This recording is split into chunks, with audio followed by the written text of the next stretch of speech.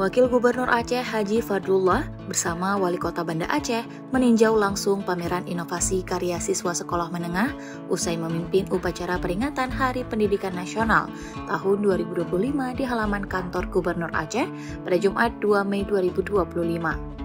Pameran mini ini yang digelar di ruang tengah kantor gubernur itu menampilkan beragam hasil karya kreatif dan inovatif dari pelajar, mulai dari produk pertanian, otomotif, hingga teknologi dan kosmetik herbal.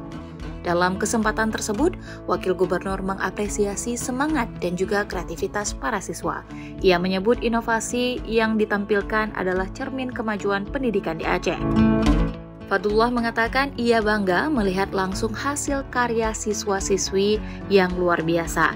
Ini merupakan bukti bahwa pendidikan bukan hanya tentang teori di ruang kelas, tetapi juga mendorong inovasi dan keterampilan yang relevan dengan kebutuhan masa depan.